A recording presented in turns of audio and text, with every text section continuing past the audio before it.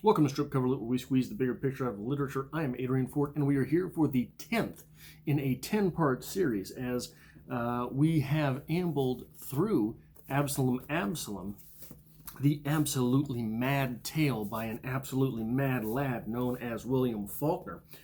So how we do reviews here, it's been a while since I've done one on the channel, so you would be forgiven, I suppose, if you forgot exactly how these go. There are 3 good things, 3 bad things, quotes from the text. Then we get into a literary discussion, and that will be followed by a rating and a recommendation based on the text. So let's get into it. 3 good things. Number 1, here's another word that I can't ever pronounce. This book is a matryoshka doll. The little, the eggs that go inside, the little Russian, here's a fancy egg, inside a fancy egg, inside a fancy egg, inside a fancy egg. This is a matryoshka doll. Well, I guess there wouldn't be eggs, there would be dolls, right? A matryoshka doll of storytelling. And when you get all the way down, the big egg, the big doll, that's the South. Down to the little doll, the little egg, which is the Quentin. So the big egg, that is the idea of the South, what the South is, gets down to the little egg of what the South, who the South is. In all of his self-questioning fashion, in all of the robust storytelling to which Quentin is prone, all of these things represent the big egg, which is in classic Faulknerian style. It revolves around the South itself. Number 2, there are so many characters in this story, and they are all 3-dimensional, they're all real, and they're all unpredictable. These things, so not only are there good and bad sides to all of these characters, but you never know when each of these characters is going to pull that good card versus that bad card. And it happens in such convincing fashion through the words of Faulkner that even when something is done that is completely unexpected, Mr. Coldfield's turn took me by surprise, you can't deny it. Much in the same way that if you've ever... So I work retail. There's always... Every 3 or 4 years, someone gets fired for stealing things, and it's almost never a person that you expected. So that is interesting in the way that represents real life. And number 3, on the good things, this story really makes you question, what is it that we know about the past? All of the reconstruction that has gone on here, from the words of Miss Rosa is telling a very slanted story. From the words of Quentin's father, Mr. Compson, we have no reason to believe that we're getting the truth, the whole truth, and nothing but the truth from him either. And then, obviously, when you've got Shreve and Quentin going back and forth, they're just storytelling. That's all they're doing, which, when we really think about it, is all we know about the past in general. So a lot of the first-hand accounts that we get from the past, many of these are, so if you look back to, say, the Copper Age, you're looking at tablets that have been passed between kings, and they are all pleading their case to one another. So one of the big things that happened around the Copper Age was this worldwide, basically, apocalypse that happened. It's very interesting to look into if you've never heard of it. But when you start looking into it, most of the things that we know come from one king to another. There's this mysterious tribe attacking us, didn't you know? We could really use some barley, don't you know? And from that, we infer things that are going around, things that are going on. But these are first-hand accounts from someone who has an obvious reason to tell the story the way that they're telling that story. If you really want to get barley from your neighboring kingdom, and you guys are on pretty good terms, instead of admitting the fact that, hey, we screwed up the harvest, mightn't you say, weather's been bad, man, been a drought, can't get anything to come out of the ground.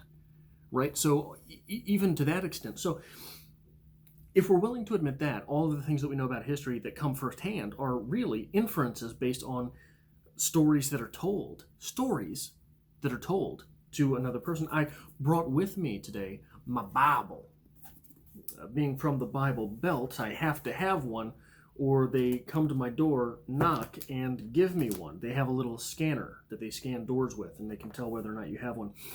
But all of the stories in here, we're going to look at Samuel a little bit today. So you've got Samuel, you've got Josiah, you've got Leviticus, Exodus, Genesis. These are all stories. Now, the stories in this book have been taken as they're rarely taken as storytelling. They're taken as fact by some and as parable by others that hold this text with a bit more renown than another text, than another book. But if you take a step back and you look at it just as a book, this is storytelling. And there's a lot to be done with that idea. And Faulkner, especially as it happens in Absalom. 3 bad things. Number 1, this is an example that's probably going to not garner me much credit with many of the people watching this, but there's a video game called Madden. And you get to play with difficulty settings on Madden. And you're either a rookie or you can set it up, and all of a sudden you get to this level of difficulty. I think, it's been a decade since I played this video game, I think the hardest level is called All Madden. Now, here's the confounding part about this. The difference between rookie and All Madden is not the level of AI. I'm sure there's some bit of that. Is not how fast opposing players are moving, is not how fast opposing players are moving compared to the stats that your characters have. Really, what it comes down to, the difference between rookie and All Madden, is sometimes in All Madden, the game cheats a lot. So your quarterback with 99 throwing power, 99 accuracy, and 99 awareness will throw an interception on a 5-yard out route. Which, sure, that happens in the NFL, but is it going to happen 3 times in a game in the NFL? Peyton Manning didn't make that mistake a whole lot. This text is All Madden as far as the difficulty setting. And sometimes the text cheats and makes things difficult for the sake of being difficult, not because a die was rolled, a metaphorical die was rolled, and you end up throwing an interception, but because, well, you're just doing too well. We're going to throw something confusing in here. So that is one thing that is it's a bad thing. It's a bad thing. Number 2, this plays off one of the strengths. There are so many characters, and they're good 3-dimensional characters, but there are so many of them that it is at times incredibly difficult to keep track of them. And all of a sudden, in an All Madden twist, a character will be thrown into the middle of a goddamn chapter that we haven't seen for 3 goddamn chapters and have a single line and disappear. And wait a minute, which one was that? Which family did this belong to? So that is difficult. And number 3, this is not necessarily a weakness as much as a small criticism based on how I feel in my fifis about the text. I think Mr. Coldfield's role was too small. There could have been a lot of things done with that character that I think, look, he didn't get off scot-free, but he was off the page relatively quickly and put up very little fight, as the irony would have it. Now we're moving on to quotes, and I've got 6 of them. The first comes to us beginning on page 7. Years ago, we in the South made our women into ladies. Then the war came and made the ladies into ghosts. So, what else can we do being gentlemen but listen to them being ghosts? That is from page 7. On page 30. And some of these quotes are going to be a little out of context, not taking the entire quote into account, not taking the entire paragraph into account, because I really like the part of the quote that I'm reading. But this, He lived in the Spartan shell of the largest edifice in the county, not excepting the courthouse itself, whose threshold no woman had so much as seen, without any feminized softness of window pane or door or mattress, where there was not only no woman to object if he should elect to have his dogs in to sleep on the pallet of the bed with him. He did not even need dogs to kill the game which left footprints within sight of the kitchen door, but hunted it instead with human beings who belonged to him, and of whom it was believed or said that they could creep up to a bedded buck and cut its throat before it could move. Adding a lot to the mystery and the ambiance of what it means to be Thomas Sutpen. This is a quote that is just a small quote. A grim mausoleum air of Puritan righteousness and outraged female vindictiveness in which Miss Rose's childhood ... A grim mausoleum air of Puritan righteousness and outraged female vindictiveness of Miss Rose's childhood. Whoa! That's a thick quote. Moving on to 71. I gotta get better at flipping pages.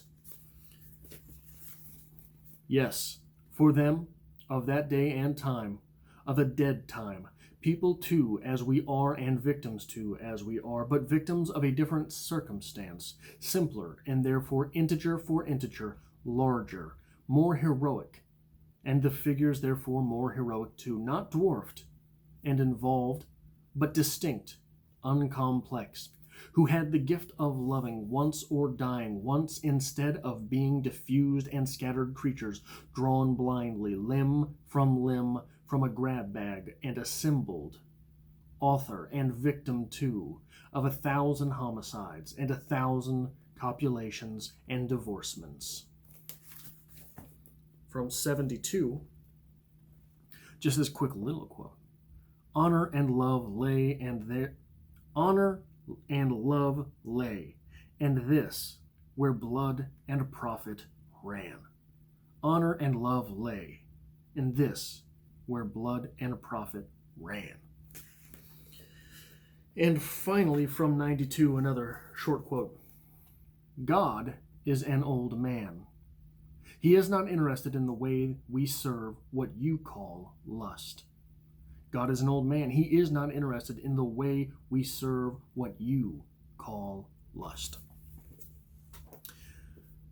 What a hell of a bunch of quotes there. This book has no shortage of great quotes, sort of in the way that you can't take 500 words from any of Shakespeare's plays and not get something quotable. Much the same way you can't take 500 words, you can't probably take an entire paragraph from this book and not find something that's pretty quotable, something that has sort of a Nietzschean laser pointer on the human experience. So, the literary discussion to be had around this book. Look, we've had 9 episodes talking about the pages of this book, front to back, all of the things going on here. But there's more to be done. It's been a long time on this channel since we have had a good discussion about the question, whose story is this? Bum, bum, bum. So that's going to be where this episode, the final episode, the review part of this 10-part series is focused. And I think this is a text for which a review circling around a question is particularly poignant. More questions than answers are provided in this text. So the question, to whom does this text belong, Seems to me a pretty good one. Does this text belong to Miss Rosa? Miss Rosa is, after all, the instigating force. She's the one from whom this text spawns. This text as it is. Not the story, but the text. I think that's important. That is an important thing to distinguish. The story here, just like any story, goes way, way back. The roots of this tree are not directly below it. So Miss Rosa is the instigating force here, which means that she is the force necessary to give this text as the text lies. Is she the person who owns the story? I'm not sure. I don't think so. The next obvious question then, does this text belong to Quentin? After all, he is the legs of the story. And if we're starting the story with Miss Rosa, we're ending the story with Quentin. So if you think of this as a movie, the opening shot, the establishing scene, the establishing shot of the movie begins with Miss Rosa, but it ends with Quentin. Normally, the person who owns the movie is in one of those two shots. I'm not sure, in this case, that they are, but Quentin does all the legwork. Quentin's the one who does all the moving around to introduce these characters, to introduce these settings. In fact, he's the only real main character who actually exists in the last part of this story, who exists in one of the entire settings of this story, one of the actual tangible settings of the story as it is told. So he exists in the actual timeline of the story, not in the actual timeline of the novel, not necessarily the story. Most of the story happens 2 generations, 3 generations removed, but the novel is happening with Quentin. Still, I don't think so. I don't think he owns this story. It's possible, if you made that argument, I wouldn't be mad at you. I wouldn't necessarily argue with you. What about Thomas Sutpen? He is undoubtedly the focal point of this story. He's undoubtedly the main character, I think. Again, there is an argument to be made for Quentin, but I think that Sutpen is undoubtedly the main character because he's the person for whom all of the reverence comes and for whom all of the hatred comes. Who hates Quentin in this story? I don't think anybody. Who loves Quentin in this story? Maybe Mr. Compson, but even then, Mr. Compson is so cold and removed, we have to say maybe. Maybe Mr. Compson doesn't love Quentin. He seems to be a decent father to Quentin, but we don't have any reason to believe he feels especially for him in the way, maybe, that Sutpen feels for one of his sons. Or does he? There's a lot going on here. So, if it doesn't belong to Sutpen being the main character, what about the good guy? The only good guy in all the text. Charles Bond, Charlie Good himself. Is this Charlie Good's story? Is this Charles Bond's story? I don't know. You would be hard-pressed to find a more likable character. You would be hard-pressed to find a more liked character. If you want to talk about reverence,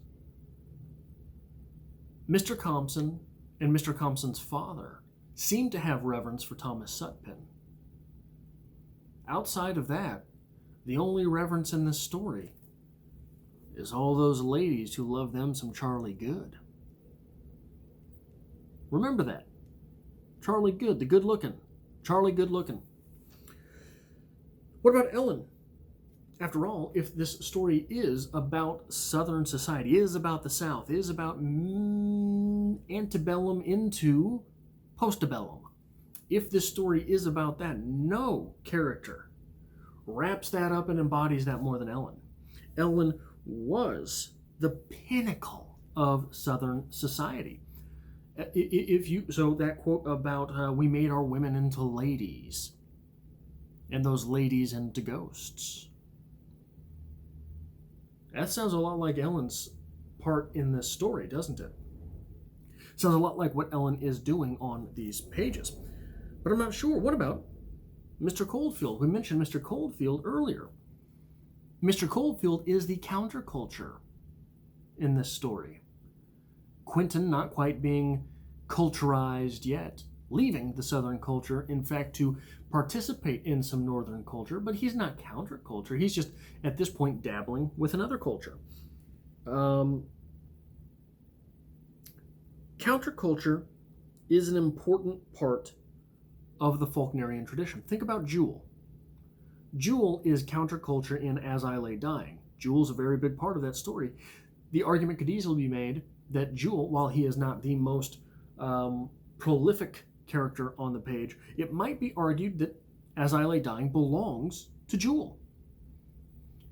He is the apple of his mother's eye, to use another biblical term. What about Quentin in The Sound and the Fury? Another counterculture character. In that novel, he embodies the counterculture in a way that he does not quite yet embody that here. What about Wash? Wash Jones. After all, Wash Jones did slay the beast.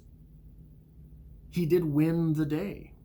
He stood up for what he felt was right, or at least against what he knew was wrong, and slayed the beast. Might it be said that this story belongs to him? I think it's possible. And if it belongs to Wash, why couldn't it belong to Judith? The small role of Judith. The crux of the action was for her attention. She is, in effect, this text's Juliet. But if we're going with minor characters, why not Clytie? After all, her will be done. If it was Wash who slayed the beast, it is certainly Clytie who did her best to slay the story. Right? And if we're going with that level of thought, with that type of thought, if it doesn't matter exactly how large or small the character is within the story, that they might own the story, what about James Bond? James Bond was, after all, the individual who got away. He is the heir who escaped without misfortune. Not too much misfortune. He was mired in misfortune during his entire life. But he escaped without too much misfortune. What might have come of James Bond had the townsfolk found him? It's a very easy question to answer, and it would not be pretty. And I think so long as you were willing to concede that the story could belong to whichever character, however minor, best embodies the authorial narrative thrust, all these characters might have an equal claim to that throne, as they all serve their own purpose thoroughly. They all serve their own purpose thoroughly. But one of the best insights as to what narrative thrust is comes down to the choice of title. Many authors, I think Faulkner would definitely be counted among them, would not title their stories until their stories were completed. Then you know what's going on and you get to title it. You get to name the damn thing. So when we were talking about the title, Absalom, Absalom was the son of David. David built an empire. David would pretty easily graft on to Thomas Sutpen. So you can see Thomas Sutpen as David. David took multiple wives, as does Thomas Sutpen. David took his wife Bathsheba from a Hittite in a relatively nazi manner. He was just a wife thief in that case. And that type of woman coveting behavior can certainly be grafted onto Thomas Sutpen. So I don't think it's any stretch to imagine Thomas Sutpen as David. So we're looking at two characters that might be Absalom. So what do we know about Absalom? Absalom was known by the Israelites as the father of peace. Well, when we're looking at the sons of Thomas Sutpen, Charles Good was pretty peaceful. He came along and rebelled against his father, much in the way that Absalom rebelled against his father. But Absalom was known by the Israelites, by David's kingdom, as the father of peace, which everyone in town, Thomas's other son included, seemed to really be taken by the charm of Charlie Good. Also, about Charlie Good, we have this from 2 Samuel 14:25. Right? Is that how you say that? Look, I'm not, it's the second book of Samuel, 14:25. So I think that's how you say that. Now, Absalom was praised as the most handsome man in all Israel.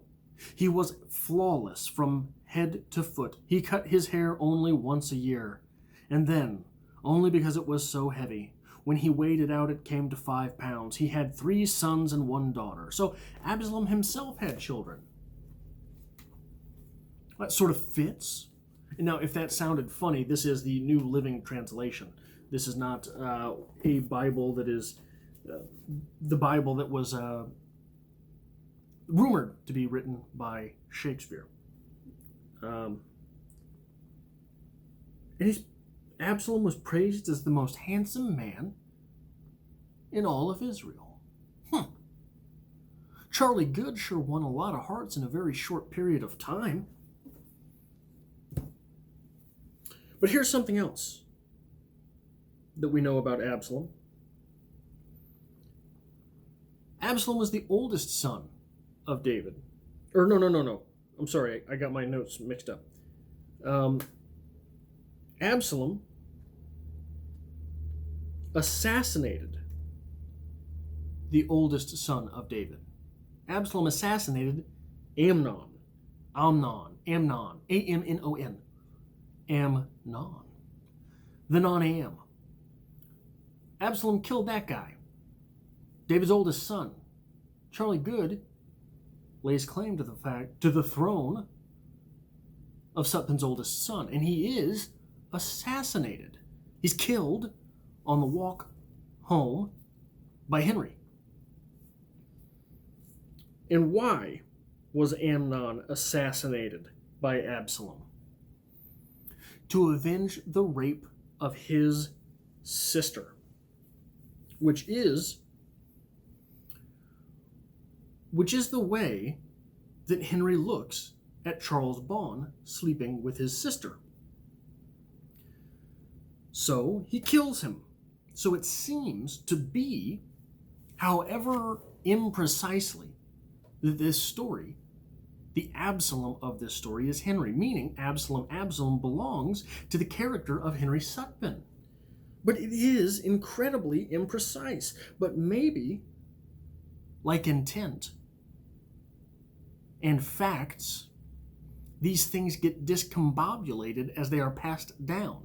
Passed down meaning as they are transcribed into story, much in the way that the Bible was, much in the way that William Faulkner is attempting to immortalize the South as he knew it through convoluted and imprecise stories. So I think that's what's going on here. But if you've watched this channel for any given amount of time, you know I don't give a damn about authorial intent. That said, it certainly seems that Faulkner was gearing this novel up to belong to Henry. That is the review as I have it. So rating and recommendation. I rate this story 83 Charlie Goods out of 100. This was a very difficult rating for me to give. There's a lot going on here, and a lot going on here that I'm sure I don't understand. This was, in fact, after all, my first read-through of the text. It was not until my second read-through of As I Lay Dying that I was able to fully appreciate, maybe fully appreciate, what was going on in that text. What would I recommend based on this text? I think if you're going to read this, you've got to read some of the Old Testament. I think that when you're talking about the extreme lineage going on, the extreme cast of characters, that no matter how few times they are mentioned, they play a great part in the pantheon of what it means to be in that book. I think that for me, I'm going to get a little bit more acclimated with my Old Testament before I try reading any Faulkner again. So that is all I have for this, the review, the 10th of a 10-part series as we journeyed through Absalom by William Faulkner. I hope to see you back for other episodes, and I'm considering putting together a playlist of all the Faulknerian stuff that I've gone through, and then I'll start going on some of the short stories and things for Faulkner. So let me know if that would be a good idea, if that is something that might work.